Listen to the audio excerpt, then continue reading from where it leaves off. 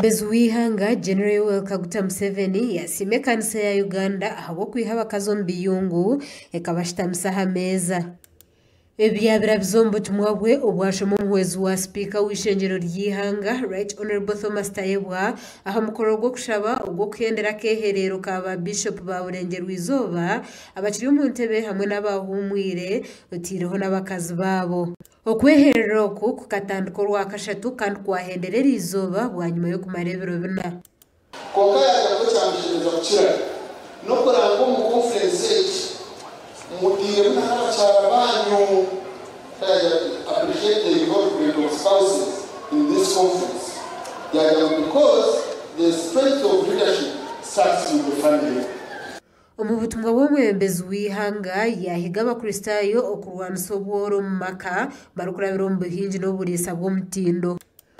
Gavumenti ekayifasalizinga piraziina z'okuleeta obukiiko commercial prosperity kandi nashemerwa mnonga nza kuharipota haba ekyomwana ekiwaka.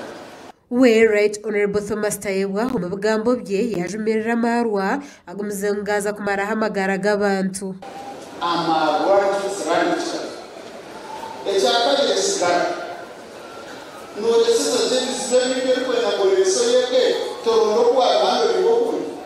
Bishop Alfred Muhozi owayebembera okushaba aha mukoro ogu yayihanangiririza abikiriza kubareka kuriho kukora kurungi. Mureke kuha kwa hivyo sichokere okukora kwa kutenda mema. Ekigambo ky'oburuheniyan Neno la Mungu ninyenda kubagambira mutoro kurihibwa kyotakozire notekwa kurihibwa ekyohirwe kukora.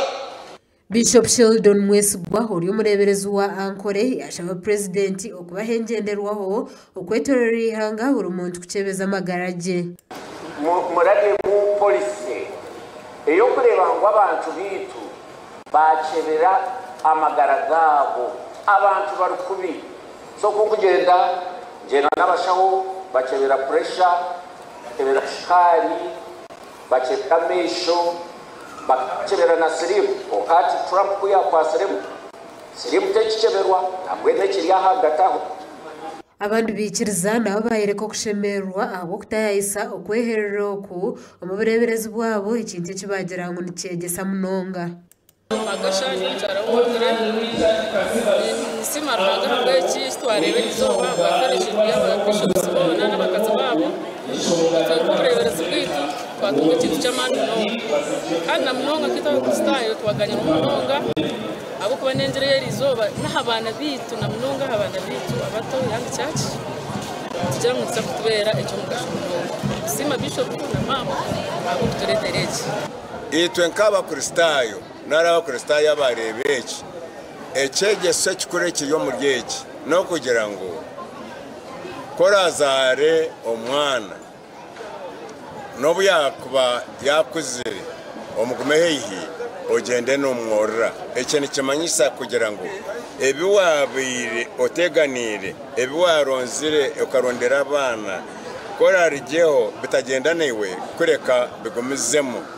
Bwanyuma y'emikoreji habaho kwanjura kya pasoni orukwebembera abahereza bona aba Burenge Rwizooba omusya owa Bishop Sheldon Mwesigwa gashakwa Ian Akankwasa aha Tayari West.